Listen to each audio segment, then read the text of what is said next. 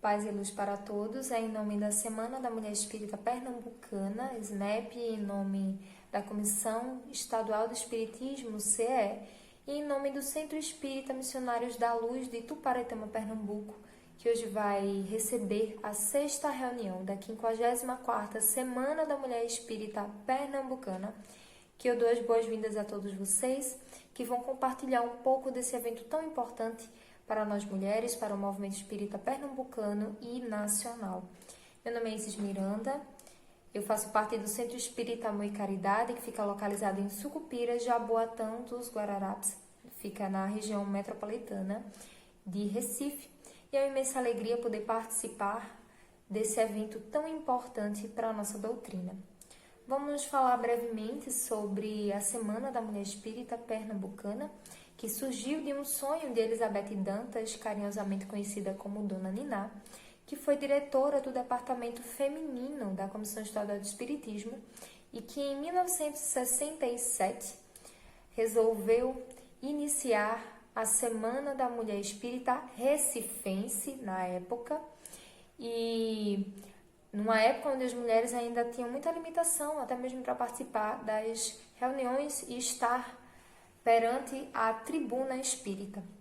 Mas juntamente com Iraci Campos e Nerícia Tavares, elas resolveram enfrentar os obstáculos e alcançarem as suas aspirações realizando esse grande evento em Recife.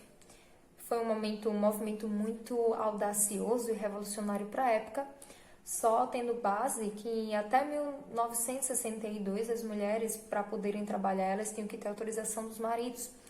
E um evento com esse objetivo, principiado por mulheres, foi realmente um movimento revolucionário.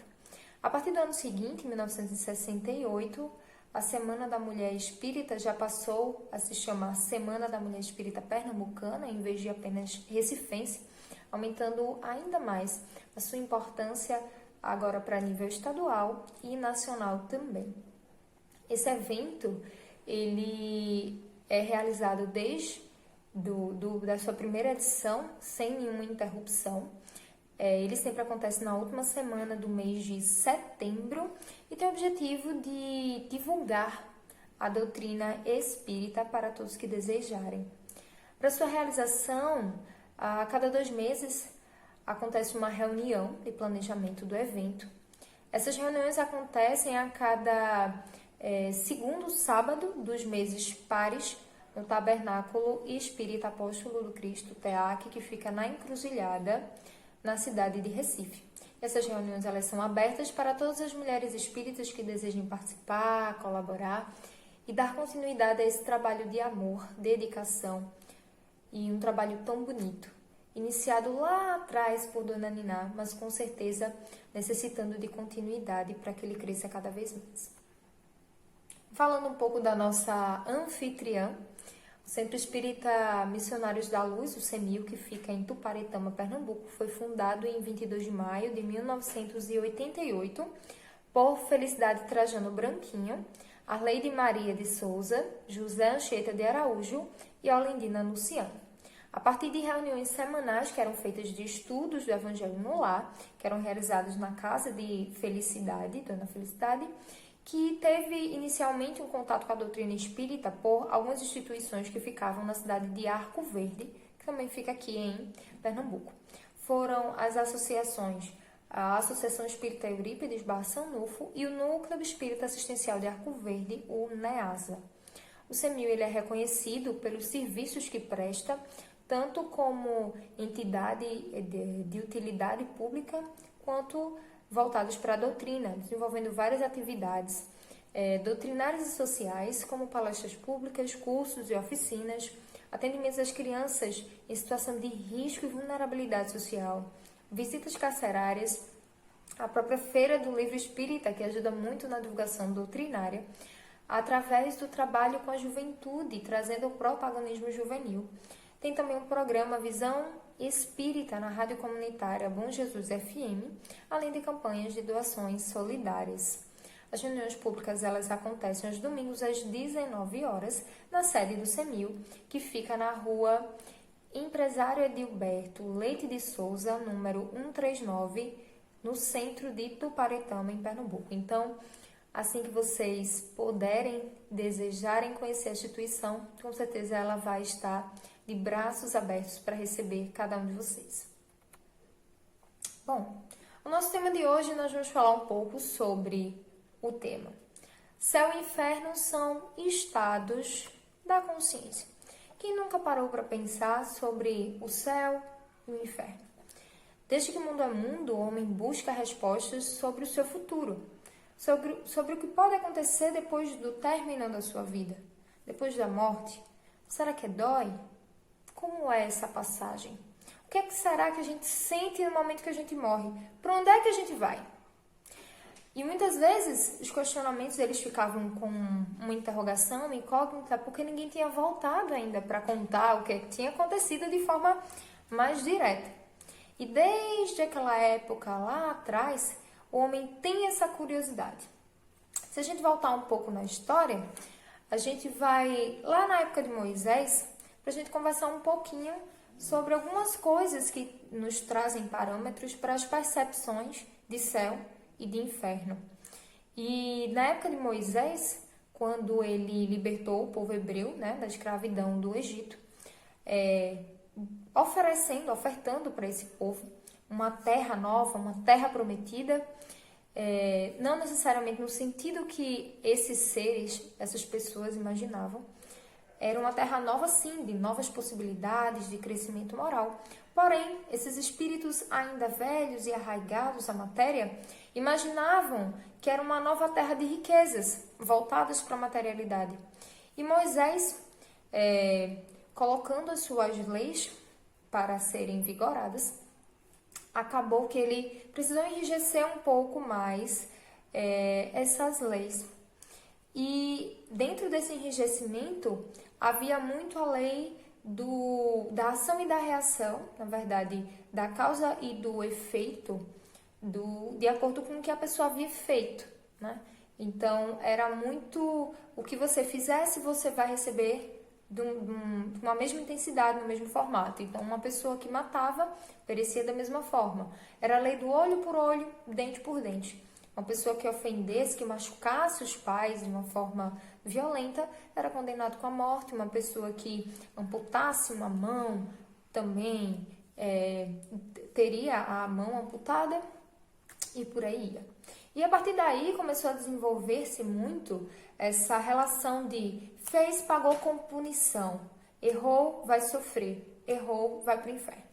Então, essa ideia ela foi disseminada ao longo dos séculos, até hoje ainda é presente em algumas denominações religiosas, e acabou trazendo um senso de uma necessidade de uma punição absoluta para os nossos erros. Então, a gente acabou se desenvolvendo acreditando que os nossos erros eles precisavam de punição e sofrimento, muitas vezes eternos. E aí, muitos séculos depois, vem Allan Kardec, um cientista, um pesquisador, um professor nato, que, junto aos espíritos, também trouxe essa questão para eles, esse questionamento para eles em relação ao céu, ao inferno e tudo que aconteceria após a morte. E os espíritos, eles trazem uma outra visão. Eles dizem para a gente que não existe uma punição absoluta, que, logicamente, nós somos regidos por leis divinas, naturais, necessárias, leis universais, mas que essas leis elas não punem com o sofrimento eterno. O sofrimento e a felicidade, na verdade, são consequências de tudo que a gente passa na nossa vida, das nossas percepções, das nossas experiências, da nossa consciência perante tudo que a gente vive e também dependendo do nosso estágio de desenvolvimento espiritual e moral. E aí, nós chegamos às obras espíritas e quando a gente pega a primeira obra do Pentateuco, o Livro dos Espíritos, que é dividido em 4 partes, na quarta parte fala exatamente sobre as esperanças e consolações, que é como se fosse um início, um gostinho, um resumo muito inicial sobre o livro Céu e Inferno. Ele fala sobre as esperanças e consolações e ele traz também para a gente algumas ideias sobre as penas e os gozos terrenos e futuros. Fala também sobre algumas penas, se existem penas eternas ou não, arrependimentos, suicídios. Então ele vem trazendo, dando uma ideia para a gente sobre o assunto, que depois é destrinchado de forma mais ampla no livro O Céu e o Inferno. Logo no início, na capa do livro, que é intitulado Céu e Inferno ou A Justiça Divina, segundo o Espiritismo, Allan Kardec coloca um texto trazendo para a gente o que é que esse livro contém. E ele diz que há uma comparação doutrinária sobre a passagem da vida física para a vida espiritual e também sobre as penas eternas, as recompensas, anjos, demônios, céu e inferno, e também trazem alguns relatos. São relatos de 66 espíritos que trazem para a gente experiências de dores e de felicidades após, durante e após a morte. Esse livro ele é dividido em duas partes, onde a primeira parte fala mais sobre o conteúdo, sobre anjos, sobre demônios, sobre punições, sobre penas, sobre arrependimentos.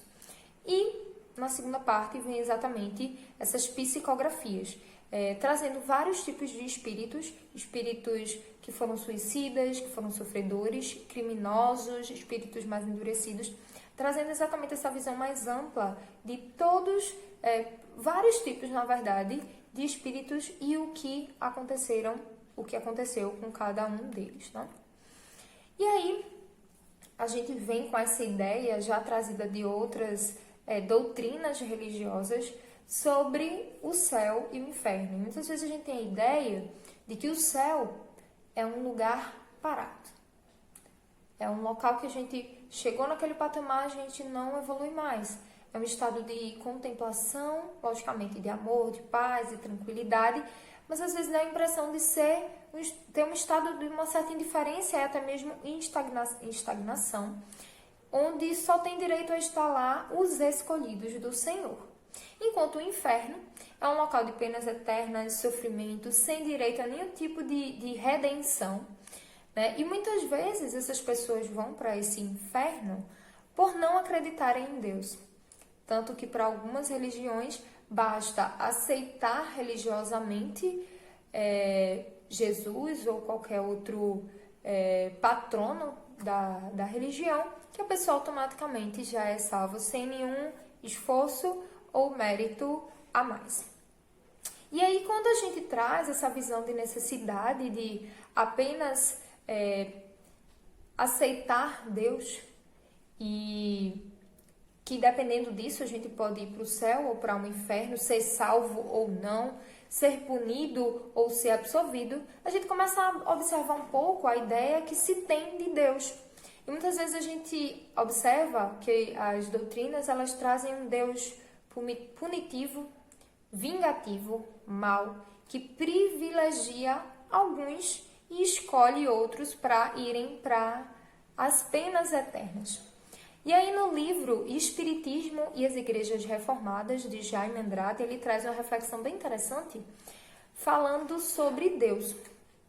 E aí, voltando um pouquinho antes, no livro dos Espíritos, a gente vem logo na primeira questão, vendo o questionamento que Kardec faz sobre Deus. Que é Deus? E a resposta dos espíritos é que ele é a inteligência suprema, causa primária de todas as coisas.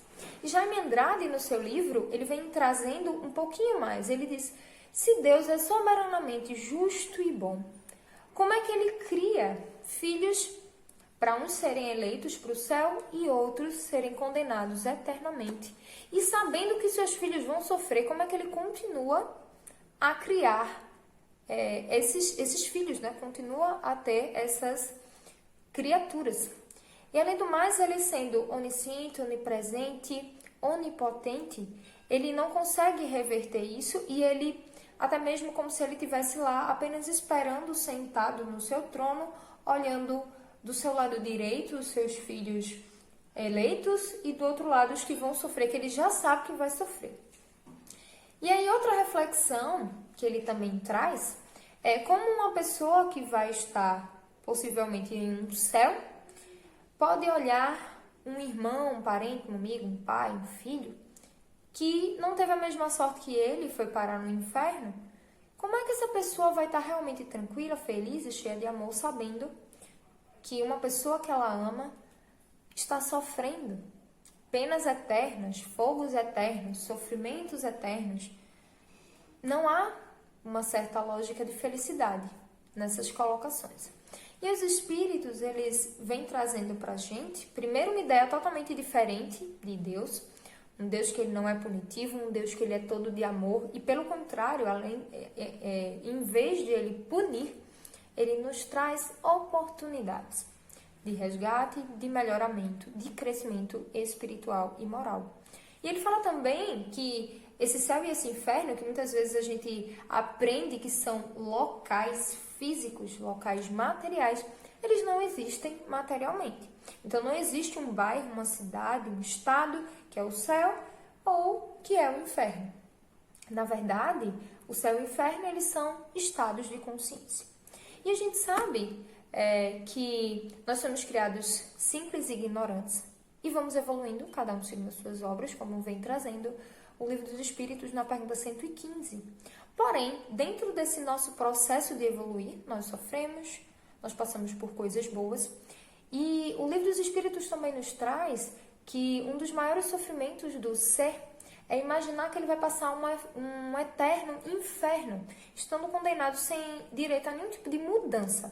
Então, isso traz um sofrimento para o ser. E o Espiritismo traz exatamente o partir desses grilhões, dessas amarras, dizendo que há oportunidades. E quando a gente começa a pensar em pessoas que vão para o céu e pessoas que vão para o inferno, nós começamos a personificar também esses seres, e aí vem o posicionamento de anjos e demônios. E muitas vezes a gente tem uma visão ideal e uma visão real. Nós imaginamos, como muitas igrejas, por exemplo, a Igreja Católica, pinta lá os seus anjos e traz também aqueles seres que ficam lá na plenitude, no amor, na paz, na tranquilidade, apenas tocando suas harpas no estado de estagnação e contemplação. Porém, o Espiritismo nos afirma que esses seres que já estão no estado evolutivo para serem considerados espíritos superiores e anjos, eles trabalham muito mais até do que nós que ainda estamos evoluindo. Eles trabalham porque eles sabem da necessidade do trabalho, do amor, para o melhoramento deles, para o melhoramento dos irmãos e também para o melhoramento universal.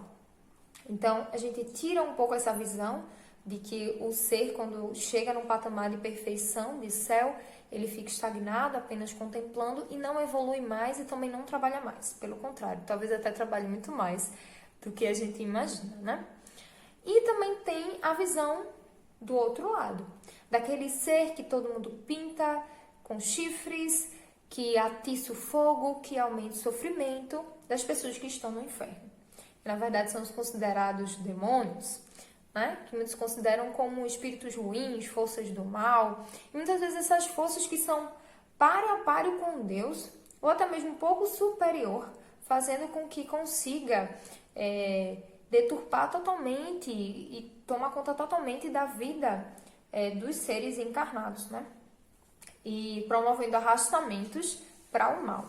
E a gente começa a analisar a palavra demônio, que vem do grego daimon, que significa gênio ou espírito, e a gente começa a fazer algumas ligações dentro do espiritismo.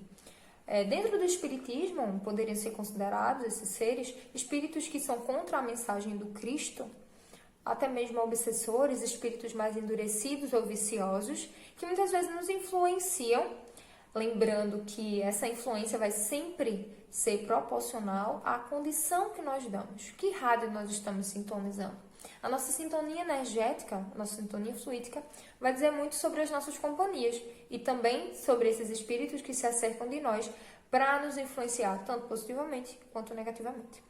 E aí a gente lembra, que esses espíritos, embora a gente tenha um nome muito pesado, às vezes assustador, obsessores, na verdade, eles são nossos instrutores.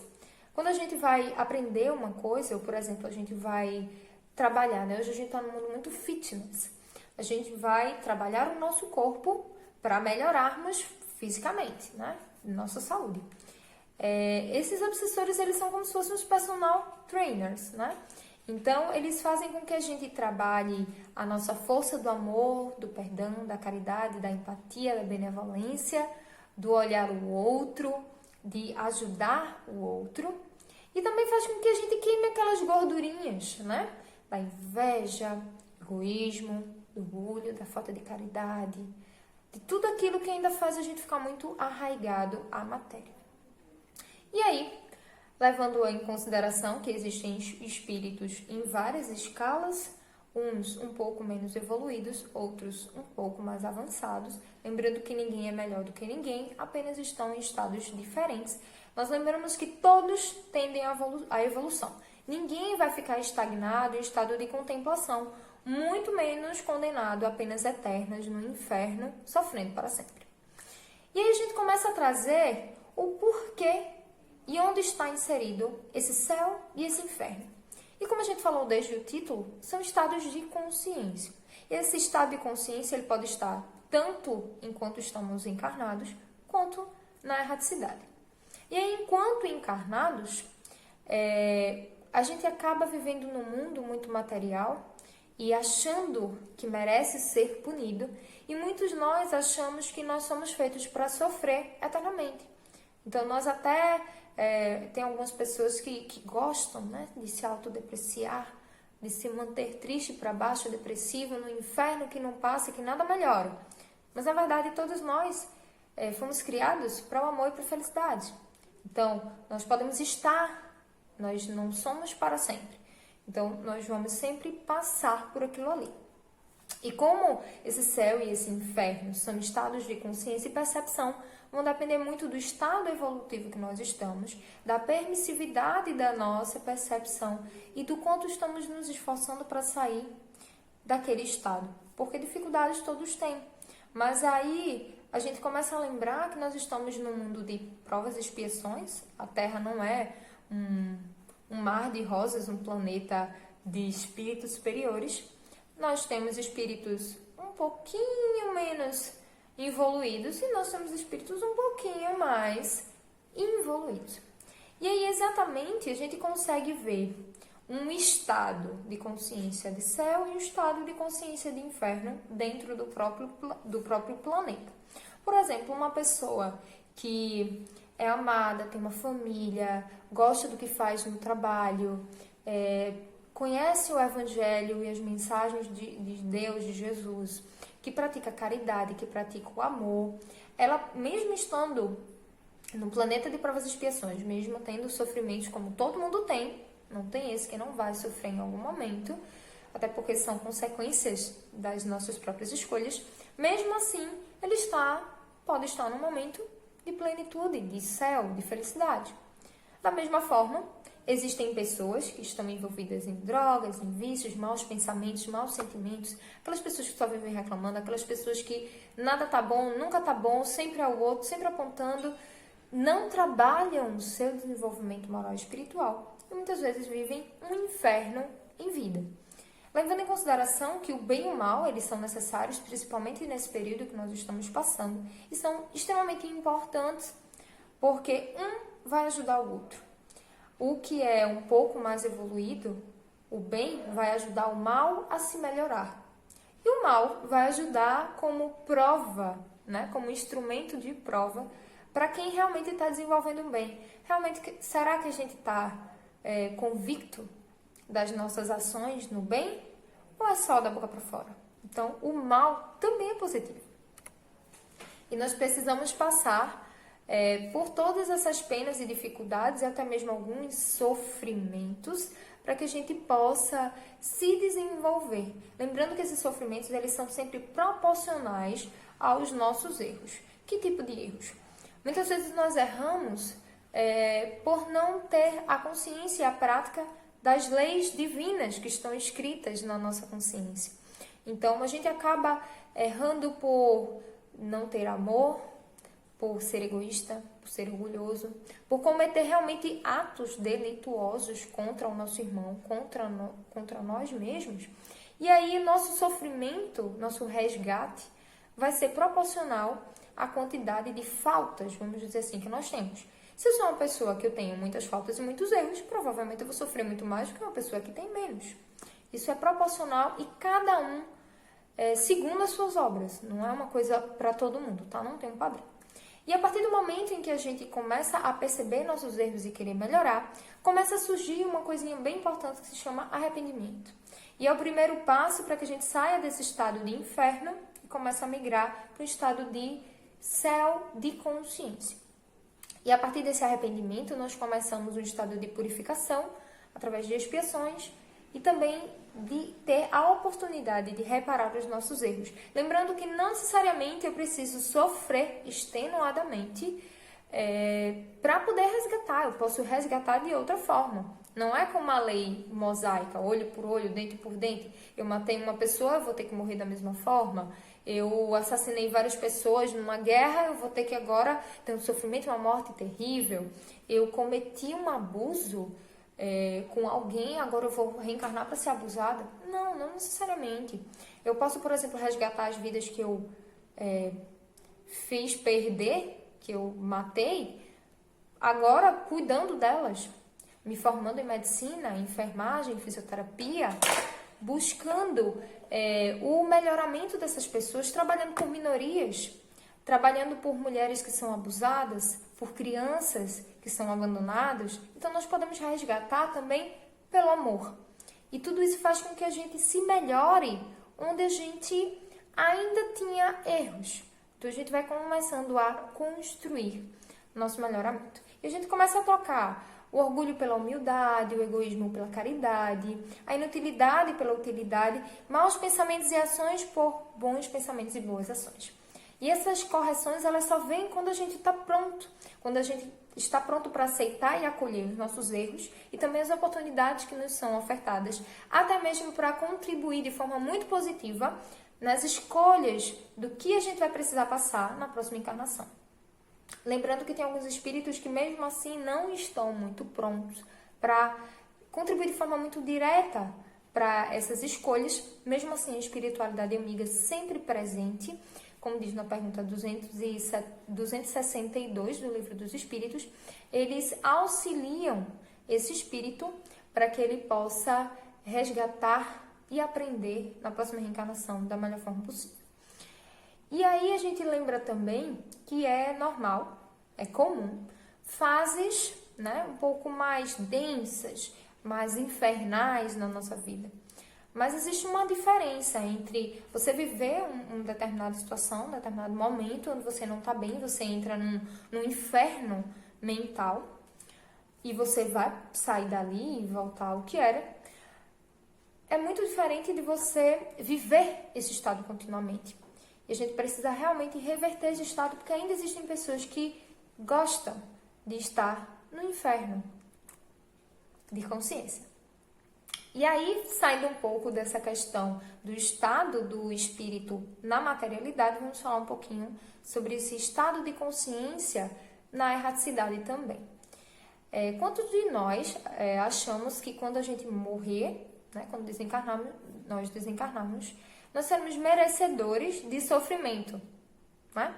E muitas vezes, como tudo é muito consciente, a energia é a nível mais fluídico, espiritual, a nível de ser, quando desencarnamos, exatamente porque a gente não tem essa capa, esse envoltório material que blinda muitas coisas, nós somos muito mais impressionáveis por não ter a matéria e nós sentimos tanto as coisas boas quanto as coisas ruins de forma muito mais intensa.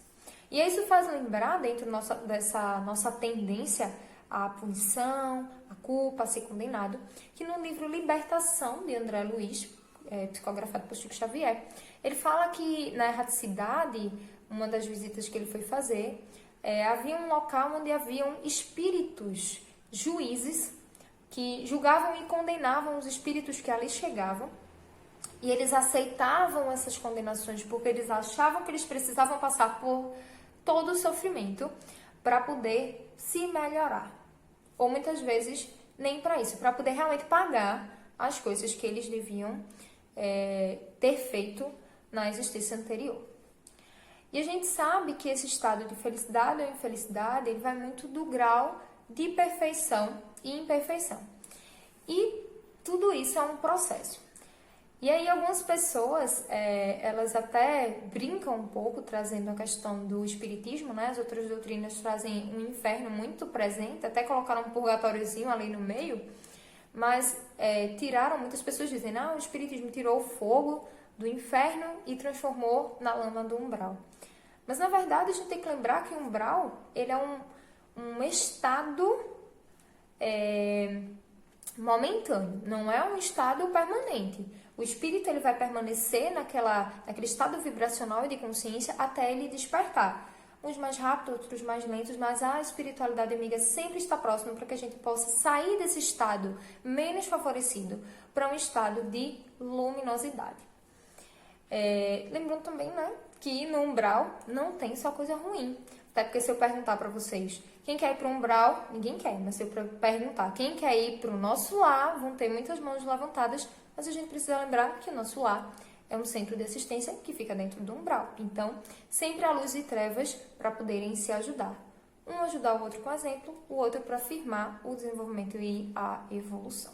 Então, em resumo, céu e inferno não existe um estado físico, não existe matéria, porém, a gente poderia dizer que existe o céu, onde tem espíritos bem-aventurados, e existe o inferno, onde existem almas ainda endurecidas e sofredoras, que precisam ainda evoluir um pouquinho mais nessa busca do melhoramento.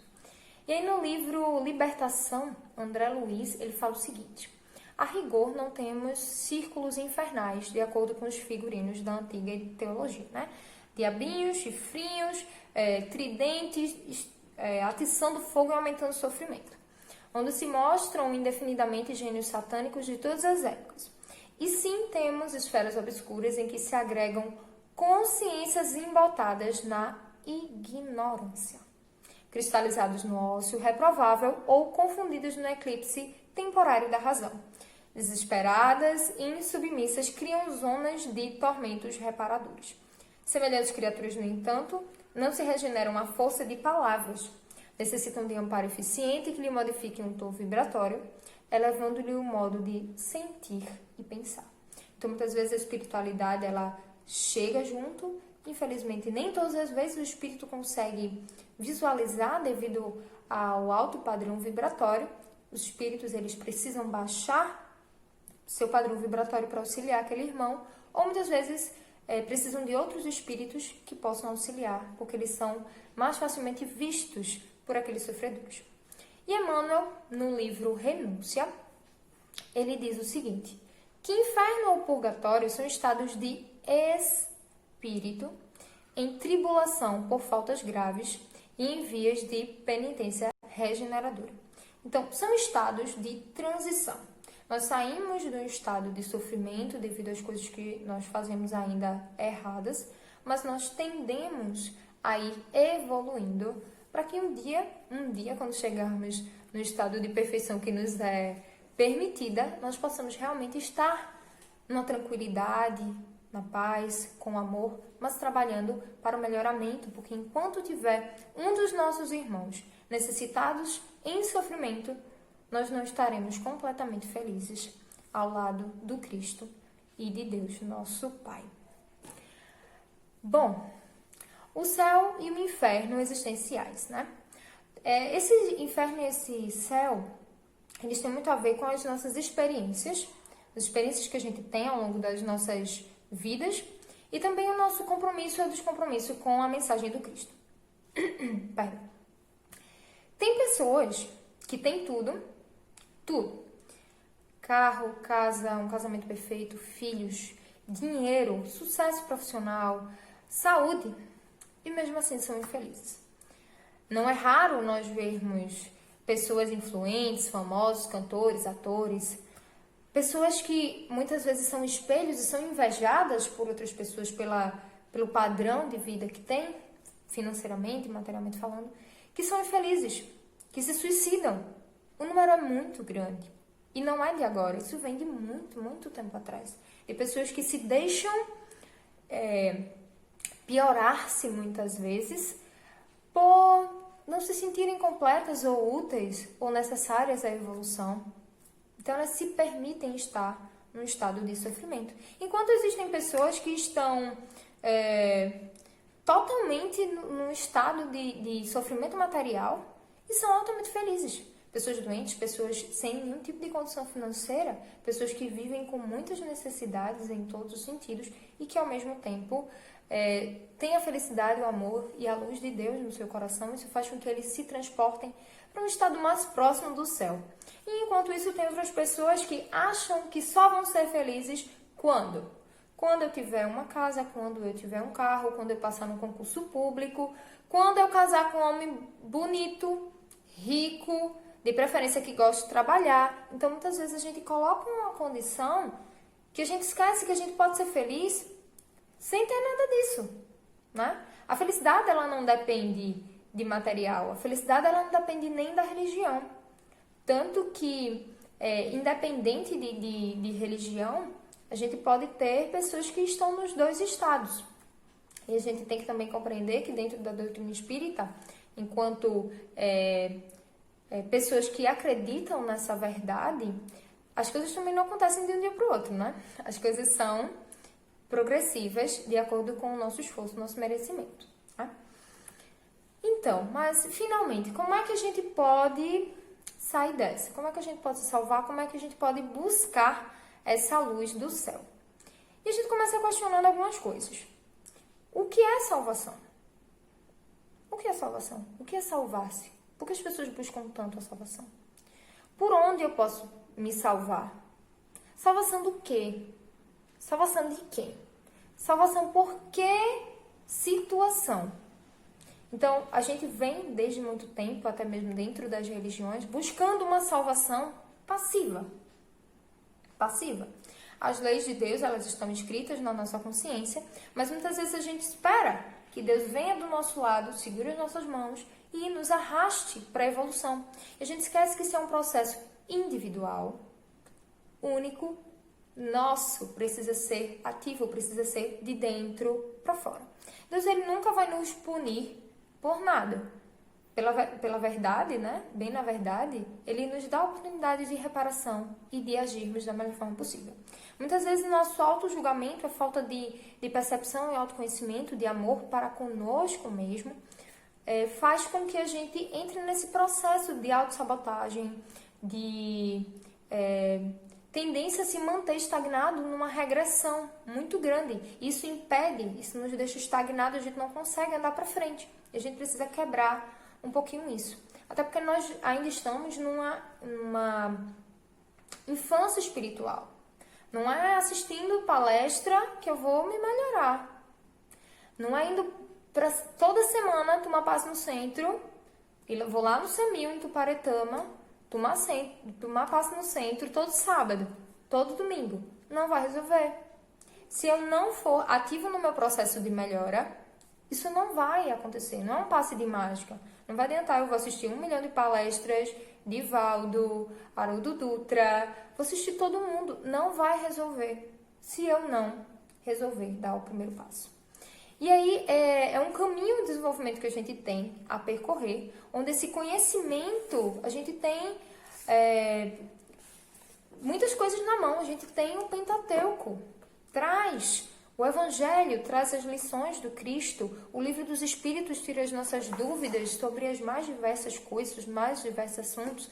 Tem todas as outras obras, nós temos o Livro dos Médiuns, o Céu e o Inferno, a Gênese, obras complementares que nos ajudam. Esse conhecimento, ele parte de um processo mais intelectual, de aprendizado, se torna emocional quando a gente começa a trazer ele para a nossa vida e a gente começa a praticar. Quando a gente começar a praticar, as coisas, elas começam a andar de forma mais fluida. Bom, e aí no Evangelho segundo o Espiritismo, no capítulo 15, no item 1, vem trazendo exatamente sobre o que é preciso fazer para ser salvo. Né? No capítulo Fora da Caridade não há salvação, tem exatamente uma mensagem nesse item 1 que fala, né? Jesus trazendo dizendo que são bem-aventurados e bem-vindos aqueles que olharam para ele, vestiram-no, deram comida, foram visitar quando estava doente ou na prisão. E quando eles questionaram sobre em que momento eles haviam feito isso com Cristo ou poderiam ter vindo a fazer, Jesus diz que toda vez que fizerdes a um desses pequeninos, dos meus irmãos, dos nossos irmãos, é a mim que vais estar fazendo também. Então, uma forma muito didática, muito simples, demanda esforço, mas fácil, temos muitos exemplos, é através da caridade. E aí, no próprio capítulo, vem falando sobre o maior mandamento, a caridade segundo São Paulo, e o último item, que é o item 10, vem falando exatamente na instrução dos Espíritos sobre o tema de fora da caridade e não há salvação. Muitas doutrinas trazem a questão da igreja, da instituição física, como um local que a gente precisa estar para ser salvo, mas a gente sabe que não precisamos estar. Não adianta a gente estar de segunda a sexta no centro se a nossa fé ela é sem obras. Se a gente não pratica, nossa fé ela é morta. Então a gente precisa associar a fé, a religião, acreditar com o fazer, a ação, porque a mudança ela é nossa, ela não é do outro. A gente não tem que esperar que Jesus venha para redimir nossos pecados, como algumas pessoas ainda pensam. E a gente começa a lembrar muito do livre-arbítrio. O livre-arbítrio, ele é ativo, né? A gente sabe que os espíritos nos influenciam muito mais do que a gente imagina, como tem na pergunta 459 do Livro dos Espíritos.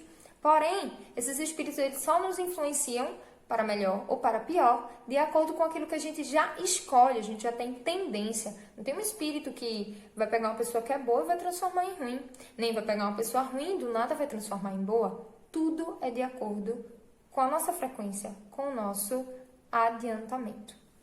Allan Kardec traz as seguintes reflexões.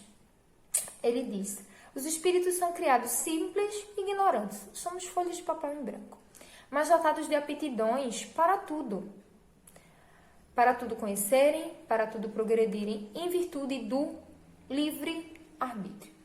Pelo progresso, eles adquirem novos conhecimentos, novas faculdades, percepções, e assim eles acabam adquirindo novos gozos desconhecidos dos espíritos inferiores. Então é aquilo que a gente não conhecia, não sabia que era bom, e a gente começa a despertar e dizer: poxa, realmente, vou continuar caminhando para chegar num estado melhor.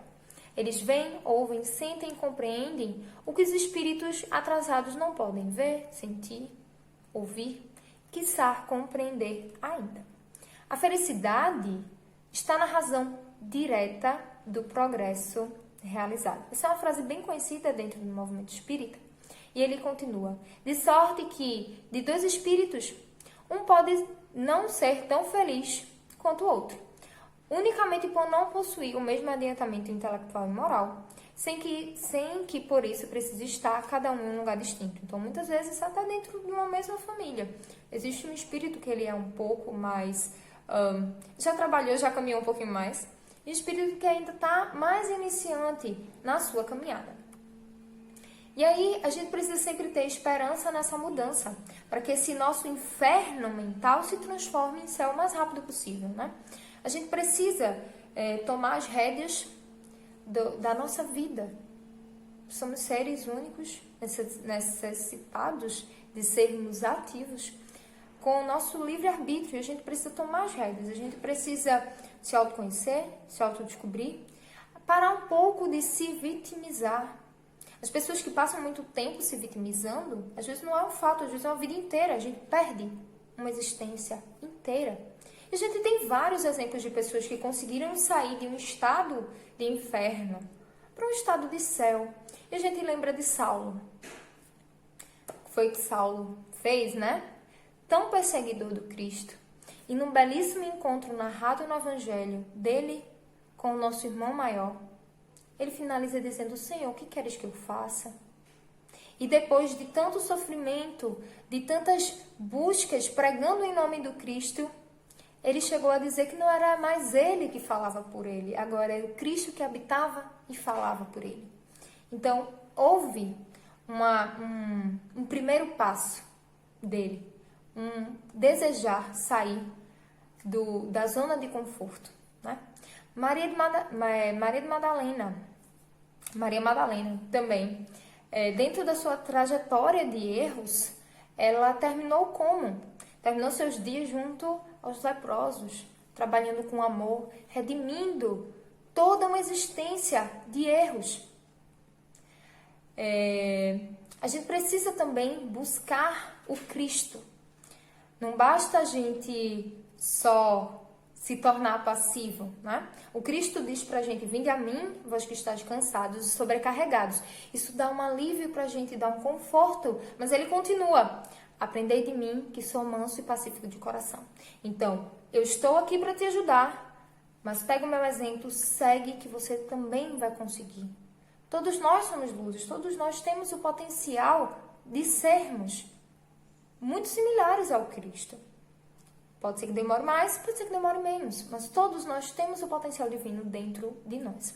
E a gente pega mais alguns exemplos. O exemplo da mulher hemorrágica, que por 12 anos sofreu fisicamente, sentiu dores e teve várias dificuldades em relação à sua saúde. E no momento onde o Cristo estava sendo sempre rodeado de pessoas, ele para no meio daquela multidão e pergunta: quem me tocou? Quem me tocou? Eu senti que uma força saía de mim. Ficava difícil descobrir quem foi que tinha tocado Cristo. Ele estava sendo tocado o tempo todo por muita gente. Mas ele sentiu uma força dele sair para uma determinada pessoa que realmente queria sair da zona de conforto. Ela não aguentava mais. Ela decidiu dar o passo definitivo da vida dela. E a partir daí, ela foi recompensada pelo seu merecimento, logicamente, mas principalmente pelo buscar o Cristo. E um outro exemplo é o exemplo de Zaqueu, né, que não era muito bem quisto, e na passagem do Cristo, que ele estava sendo novamente, o Cristo sempre estava rodeado de muitas pessoas que buscavam ele por vários motivos, tanto para ouvir suas mensagens quanto para a cura, de uma magnitude energética, acho que mensurável. Zaqueu sobe numa árvore para poder visualizar o Cristo e ele é percebido pelo Cristo. E a partir daí existe o contato, existe a comunicação e a partir dali a vida de mais um ser é modificado pelo amor. Então o primeiro passo que nós temos que fazer é nos conhecermos, aceitarmos, sairmos da nossa zona de conforto e buscar a nossa luz. Somos todos trabalhadores da última hora. E nós precisamos nos capacitar no amor para que a gente possa evoluir no trabalho do Cristo. Francisco de Assis, ele diz uma frase bem interessante que nos remete muito à ação. Devemos viver e pregar o Evangelho sempre, todos os dias, todos os horários, em todos os locais. E quando necessário, usar palavras. Interessante, né? A gente remete o pregar ao falar aos quatro ventos. Mas, na verdade, nós devemos pregar pelo nosso exemplo. Em todos os momentos. Somos todos seres em evolução. Todos ainda temos defeitos, uns mais, outros menos. Uns têm uns parecidos, outros nem tanto. Mas a gente precisa se esforçar individualmente para melhorar-se. Todos nós ainda temos um pouquinho de inveja. Todos nós somos um pouco egoístas. Todos nós somos um pouquinho corruptos.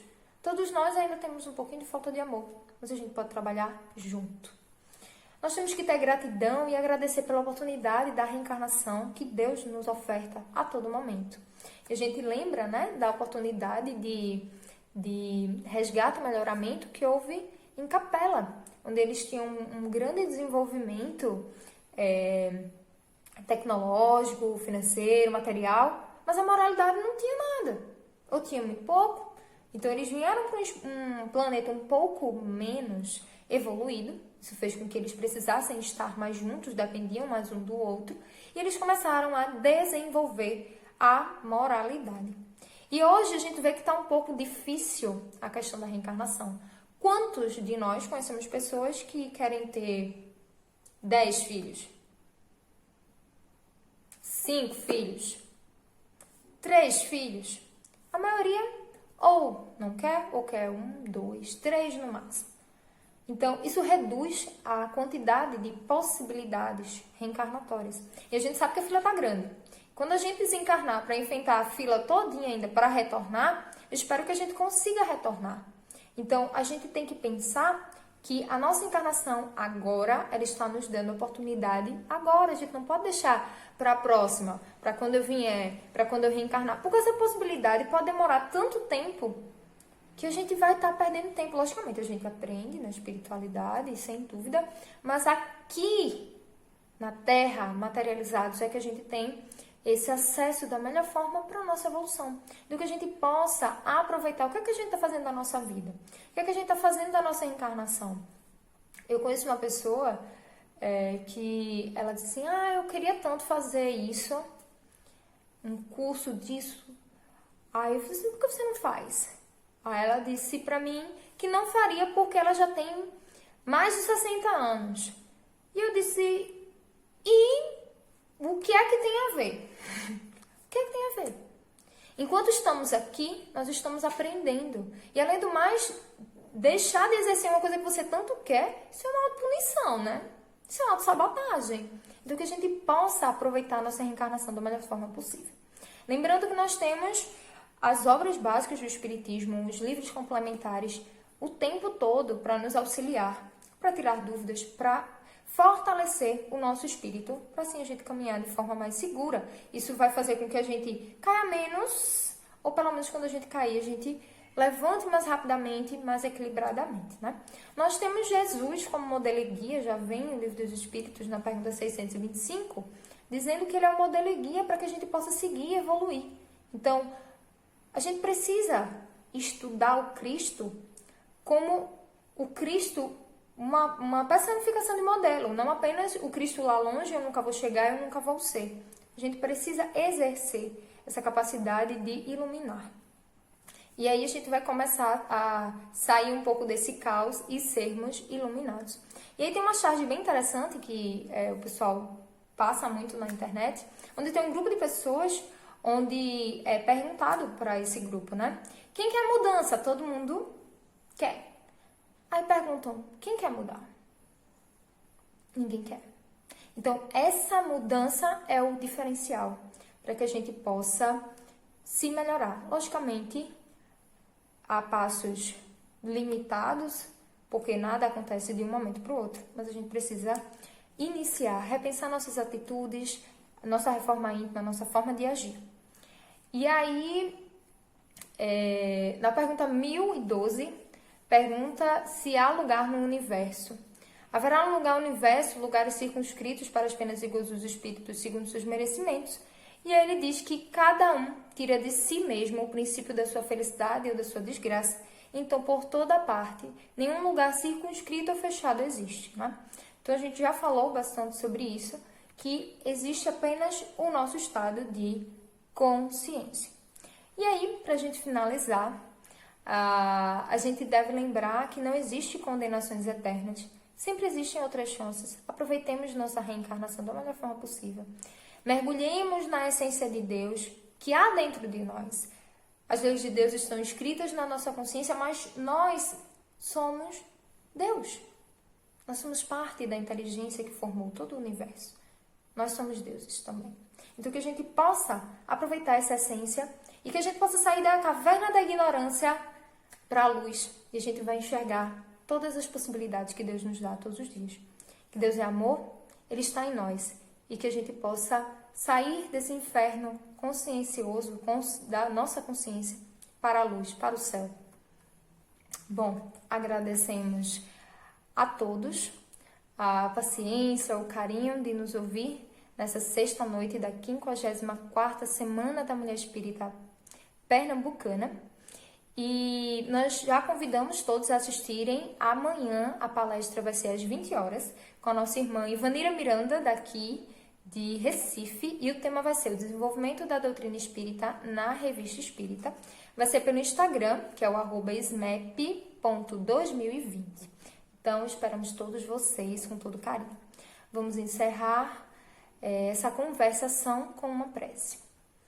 Vamos elevar o nosso pensamento ao alto, agradecer a Deus a oportunidade de estarmos aqui conversando mais uma vez sobre as leis que Ele traz de amor e de recuperação e progresso moral e espiritual para cada um de nós. Agradecemos a assistência espiritual e que possamos, Senhor, receber as bênçãos, todos nós que necessitamos, e rogamos também toda assistência a essa equipe maravilhosa que conduz de forma tão bela, tão fluida, essa semana tão importante para o nosso movimento. Assim seja. Fiquem com Deus e até a próxima.